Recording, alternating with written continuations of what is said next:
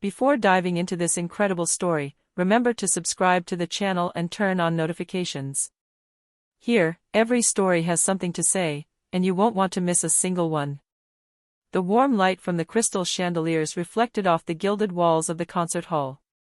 The guests, dressed in sumptuous attire, chatted with worldly confidence, expecting the usual, predictable entertainment. In a secluded corner, a young black woman, simply but neatly dressed, walked slowly toward the center of the stage. In her trembling hands, she held a cracked violin, marked by years and accidents, an instrument any experienced musician would have refused to touch. A murmur rippled through the audience. Some snickered quietly, others shook their heads with pitying expressions. How could a young girl with an impassive face hope to produce anything worthwhile with such a damaged instrument? She lifted the violin, pressed it against her shoulder, and closed her eyes for a moment. Then, with a precise movement, she slid the bow across the strings. The first note burst into the air, clear and pure, as if time itself had stopped. The murmur died away instantly. Conversations froze. Eyes turned, fascinated. A raw, almost supernatural emotion seemed to emanate from the broken instrument, vibrating with an intensity that transcended matter. Each spectator felt something deeply personal, a memory, a hope, a forgotten pain. No one had heard anything so poignant in years.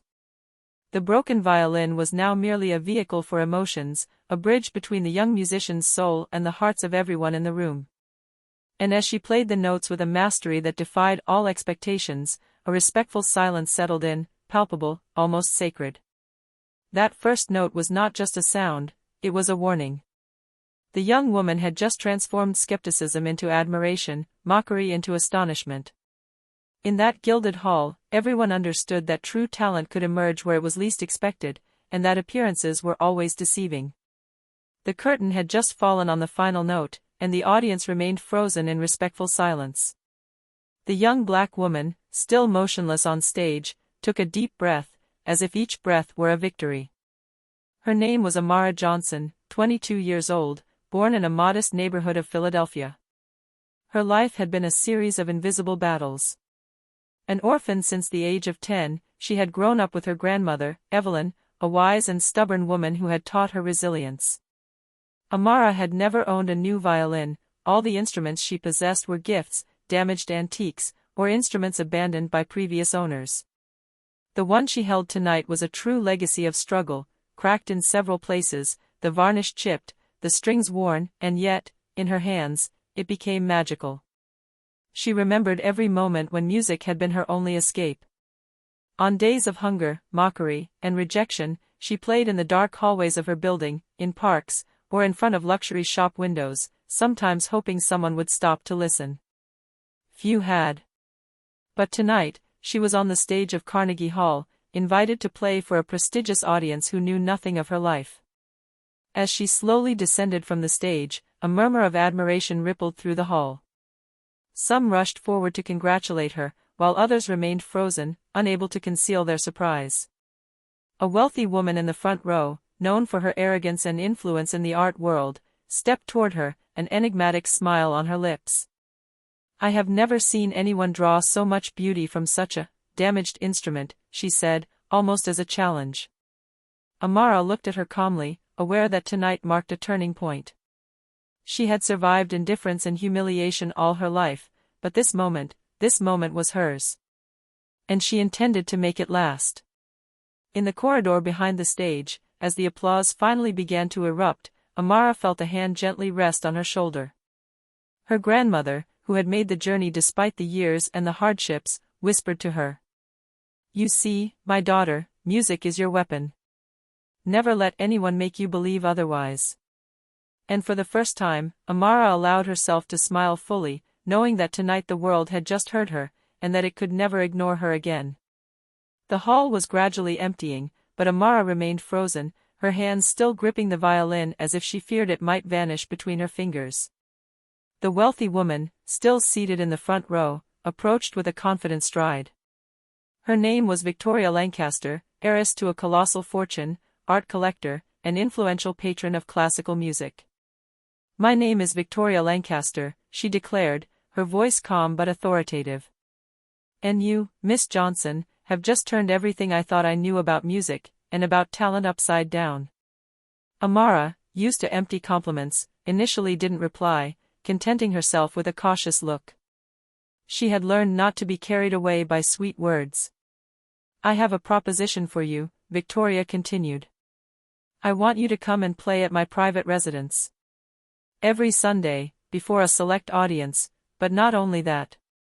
I want you to explore all the possibilities of your violin, even the impossible." Amara felt her heart race. Performing in Victoria Lancaster's private residence? It was more than just an opportunity. It was a direct entry into a world she had only dared to dream of in secret. "And why me?" she asked suspiciously. Victoria smiled, an enigmatic smile. "Because you're not just playing with your hands. You're playing with your history, your life. And that, no one can teach."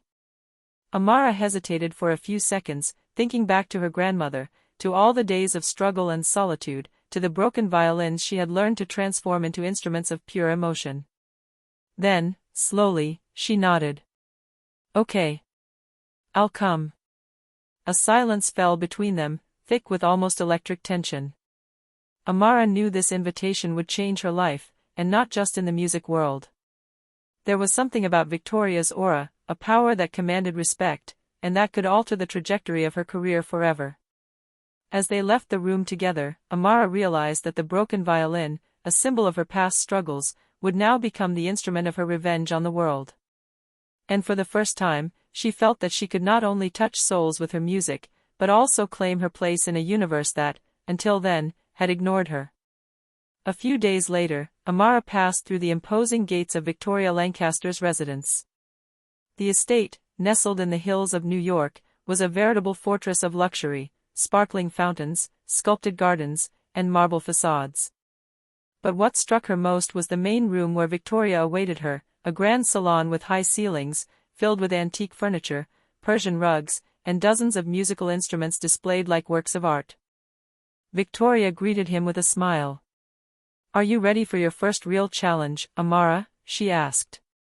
Amara felt a pang of nervousness. She thought the previous invitations would be limited to playing for a private audience. But Victoria had something else in mind. "I want you to play for my guests tonight, but not with an ordinary violin," said Victoria, handing her an instrument that looked almost beyond repair. "It's an old violin, broken in several places. No one thinks it can still produce a note. But I believe you can bring it back to life." Amara examined the instrument, deep cracks, strings almost loose, bridge half broken. It was exactly the kind of violin any experienced musician would have rejected. But for her, it was an invitation to transform despair into beauty. "If I succeed," Amara began.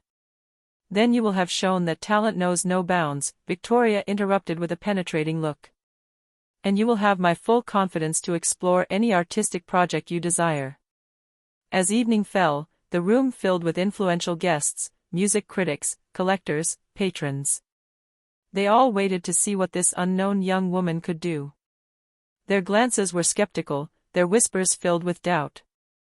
Amara took a deep breath, pressed the violin against her shoulder, and closed her eyes. Then, with astonishing skill, she slid the bow across the delicate strings. A clear, resonant note burst through the hall, shattering any doubt and plunging the entire audience into absolute silence. Then a second, more intense note, followed by a third.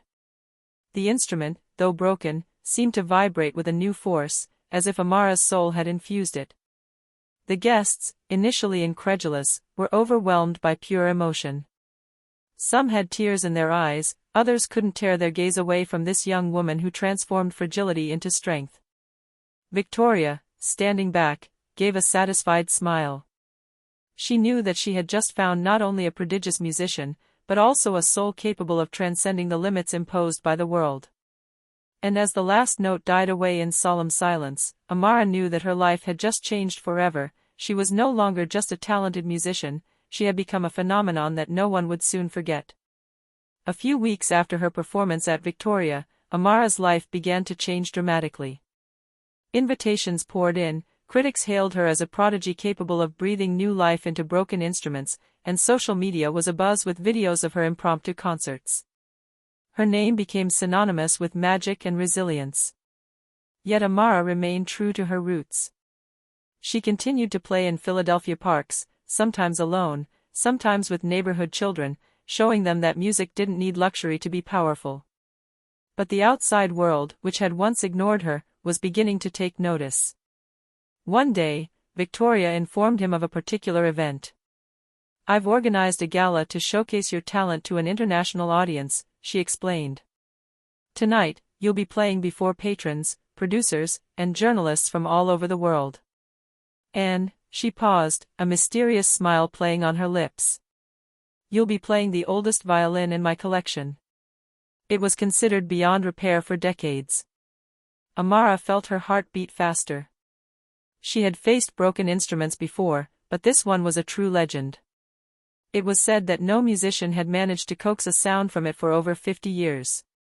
But for Amara, every challenge was an opportunity to prove that beauty could emerge from adversity.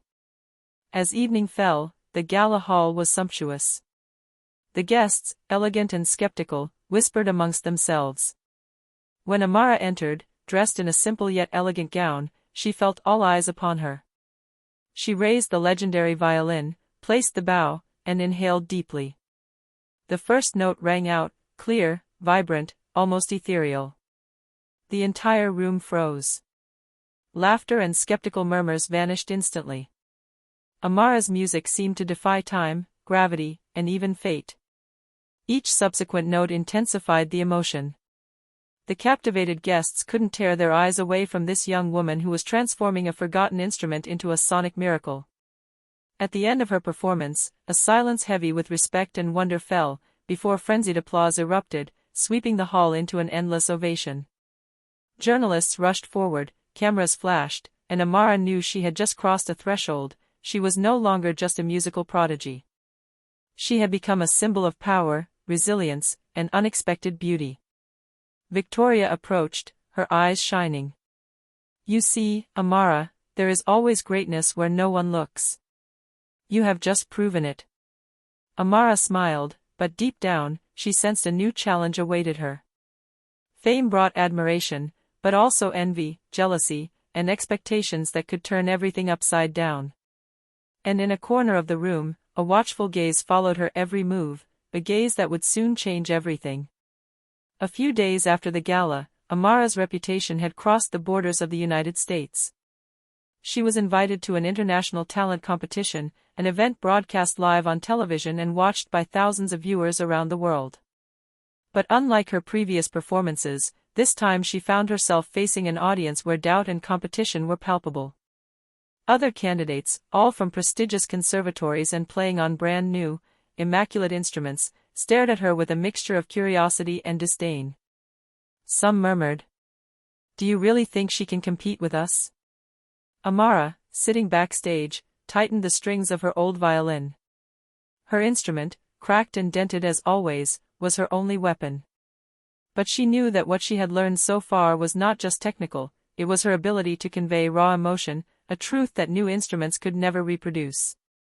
When he was called onto the stage, silence fell over the audience. The judges, known for their severity, observed him with barely veiled skepticism. Amara took a deep breath, closed his eyes, and let his fingers glide over the strings. The first note resonated like a flash, pure and precise, yet charged with intense emotion. The audience froze, unable to look away. The music seemed to tell her story, loneliness, struggles, nights spent playing in the cold so as not to forget who she was. As she played note after note with disconcerting mastery and sensitivity, a murmur rippled through the room. Even the most arrogant contestants bowed their heads in awe. The judges exchanged incredulous glances. Never before had they heard a broken violin produce such emotional power. As the last note faded away, there was total silence, then a thunderous applause erupted, covering everything.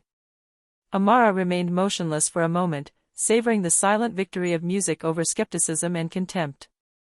Backstage, Victoria, who had secretly attended the event, smiled. "You see, Amara, it's not just the music that counts, it's what you put into it. You've just shown the whole world that strength and talent don't depend on the appearance of an instrument, or the recognition of others." Amara nodded, her heart light but aware that this victory was only the beginning. Her path would still be fraught with obstacles, but now she knew that every note she played could transform doubt into admiration, and fragility into strength. And as the hall continued to resonate with applause, Amara knew that her music, like her, would never be ignored again. A few weeks after the competition, Amara found herself in the grand salon of Victoria's residence.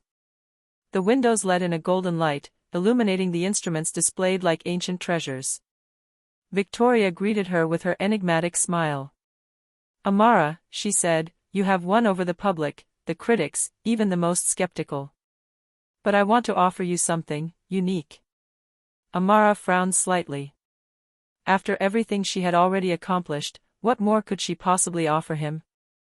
"I want you to headline my most ambitious project yet, an open-air concert in front of thousands of people, with instruments no one thinks they can play."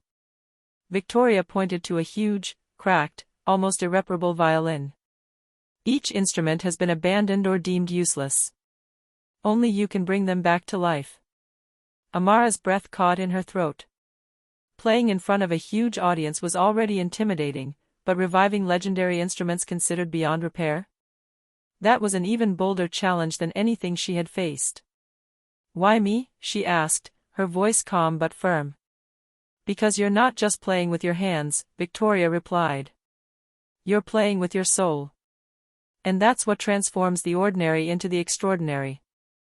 Amara felt a shiver run down her spine. She knew this proposal would change her life, but also the way the world perceived music. She accepted. On the day of the concert, New York's Central Park was packed. Spectators waited eagerly, curious to see this young violinist do the impossible. Amara stepped onto the stage, her battered violin in hand, and surveyed the sea of faces. When the bow slid across the strings of the first broken instrument, a brilliant note rose, then another, and soon, each abandoned instrument, touched by his hands, produced music of unparalleled beauty. The spectators, mesmerized, were swept away by the pure emotion emanating from this improbable orchestra. At the end of the concert, the silence was so profound you could have heard a pin drop. Then a thunderous applause erupted, mingled with cries of wonder and tears of admiration. Amara, her eyes shining, knew she had just changed the world of music forever. Victoria, in the shadows, applauded softly. "You are no longer just a musician, you are a living legend." And for the first time, Amara understood that her music had not only changed her life, but that it had the power to touch thousands of souls and transform the impossible into reality. A few months later, Amara Johnson's name resonated around the world. Her concerts drew huge crowds, her videos went viral, and the greatest orchestras and conservatories opened their doors to her. But despite the fame and accolades, Amara remained true to herself. She continued to play on broken instruments, to pass on her passion to young musicians from underprivileged neighborhoods, and to prove that beauty often arises from adversity. One evening, at an international concert in London, Amara prepared to play one of the oldest and most damaged violins in Victoria's collection. As she lightly touched the strings, a detail caught her eye, an almost invisible engraving on the bridge. Curious, she asked Victoria. "This engraving, it looks old. Do you know what it means?" Victoria approached and observed attentively. Her eyes widened slightly. "Amara, this violin belonged to a legendary violin master, who died more than 100 years ago. It was said that no musician had ever been able to bring it back to life. And yet, you did." Amara felt a shiver run down her spine. She realized that each instrument she had awakened carried an ancient story, a forgotten heritage. She hadn't just played music, she had brought back to life centuries of lost passion and emotion. When the concert began, the first notes resonated like an incantation. The entire hall was transported by the power and beauty of the music. The spectators wept, laughed, and marveled, each felt something deeply personal, as if the instrument were speaking directly to their soul. At the end, a solemn silence filled the hall before frenzied applause and prolonged ovations swept over everything. Critics bowed, journalists took notes, and even the most renowned musicians were struck by Amara's unique genius. Backstage, Victoria took her in her arms. "You have done more than prove your talent, Amara. You have rewritten the history of music." Amara smiled, her eyes shining with tears of gratitude and pride. She thought of her grandmother, the lonely days, the battered instruments, and the nights spent playing for no one. All of it had led to this moment. The whole world had just seen that passion, resilience, and courage could create miracles. And as she left the stage to the cheers of thousands of spectators, Amara knew that her music was not just an art. It was a universal language capable of transforming pain into beauty, and the whole world had just heard it, and would never forget it. Several years had passed since the legendary London concert. Amara Johnson was no longer just a musical prodigy, she had become a global icon. Yet, she remained true to her roots and her mission, to share the beauty of music with those least likely to hear it. In a modest neighborhood of Philadelphia, she had opened a free music school for underprivileged children. Each student received an old or damaged instrument, just like the ones Amara had learned to play. She taught them not only technique, but above all the soul of music, how to transform fragility into strength, and pain into beauty. Victoria Lancaster, always by her side as a patron and mentor, watched with admiration as this new generation of musicians discovered, thanks to Amara, that music could heal and inspire. One day, while Amara was playing for her students on an antique violin she had just restored, a young boy looked up at her. "Madam, I never would have believed I could play something so beautiful." Amara smiled, placing her hand on her violin. "It's not the instrument that makes the music," she said softly. "It's what you put into it. Every note you play tells your story. And your story deserves to be heard." At that moment, Amara realized that her music was no longer limited to prestigious concerts or international acclaim. She had sown something much greater: confidence, passion, and hope in the hearts of those who thought their dreams were impossible. And as she closed her eyes and let the bow glide over the strings of her violin, a truth became clear: no matter how fragile an instrument may be, no matter the trials of the past, the beauty and power of music always reside in the strength of the soul that animates it. Amara Johnson, the young black girl who had started on a broken violin, had transformed the world in her own way, one note at a time.